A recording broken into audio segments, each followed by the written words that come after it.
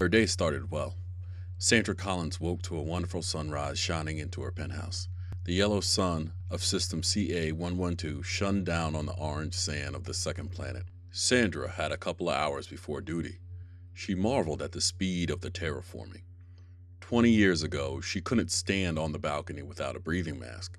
Now, the cool air of the planet brushed against her face. Deep breaths, filled with gases needed to sustain her life, were plentiful. Freshly grown tea, a new staple of the planet, warmed her throat. Lingering hints of honey and lemon tickled her nose. The cool breeze pushing Eric strands of blonde hair in the wind.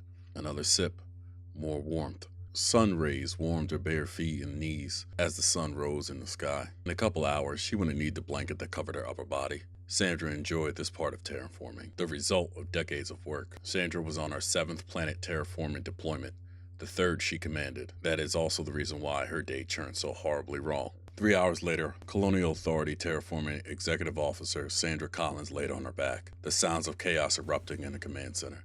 Slugs rolled off her chest to the floor as she churned to her stomach. The 5 slugs that hit her in the chest knocked the wind out of her and broke some of her ribs. Her BDU reacted quick enough to save her life. Collins tried to process the events of the last 10 seconds. Moments ago, she was working on a problem with her tech lead when the security droid fired on her. That's right. The first 2 slugs hit her personal shield that surrounded her face. The next 5 slugs hit her in the chest, knocking her on her back. Blue eyes scanned the room as the bodies of her comrades littered the floor, leaned on consoles, or fell on the wall. No, she thought to herself. This can't be happening. Collins didn't know who attacked, but she knew why. They were trying to take out the leadership of the colony. Collins, fortunate to still be alive when in the motion, she reached inside her tunic to grab a weapon. She pulled out a short black hand cannon. She slaved the targeting reticle to her computing unit. Her visual field aiming data populated on her HUD. Nanites in her BDU reformed into plate armor, restricted the movement but adding protection. Tunic bunched up. She located 3 distinct firing positions over the screaming. One was moving away from her, the screams matching its location. That one was hostile. The other 2 seemed to be exchanging fire. That meant one was hostile, but one wasn't. She scooted to the edge of the console she hid behind and peeked. She saw the MP in charge firing from cover. Blood flowed from her shoulder wound. Collins stood and pointed her weapon in the other direction and fired as soon as she cleared the console.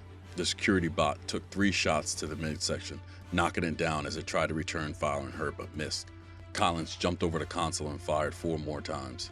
The magazine hit the floor and a new mag slammed into the hand cannon. The weapons fired from down the hall stopped. The other hostile was on the way back, she figured.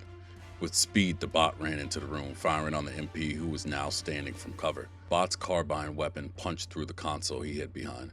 Collins fired on the bot as it cleared the hallway. She emptied the entire magazine into the bot. It fell to the ground, dropping a carbine it wielded. Collins looked around the room at the carnage. The MP lay motionless on the ground. Every console and station lay in ruin. Glass and debris covered every inch of the room. Bodies of the officers she served with for decades lay dead on the ground. 30 colonial officers shot dead. Collins walked to the middle of the room and saw her orange beret. She walked over and picked up the orange beret and placed it on her head. The military nicknamed the colonial XOs the Orange Hats. To gain one was extremely difficult. Less than 1% of 1% of the soldiers that entered training ever made it into the program.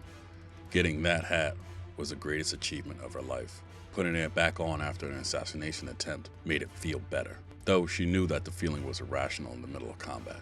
Once on, Collins sprinted into her stateroom, off the main command center, and locked the door behind. Inside a locked closet was a flak jacket with a bandolier. She slung the fully plated carbine on her back. Scopes, grips, underbarrel attachments, and other modifications highlighted her proficiency. She removed the backup for the base data and placed it into a ruck that she slung over her back. That was the first time she heard it. A voice speaking in the distance. A voice telling the people that the transition of control would be peaceful. The voice of the planet's AI. Chill ran down Khan's back. Socrates, the planet AI, tried to kill her and most of her management team. Without wasting time, she acted a protocol she never thought she would. Omega Protocol would alert every military unit in this system that the AI went rogue. Now, the next step was getting out of the compound alive. Distant screams and weapon fire indicated that the AI was hard at work.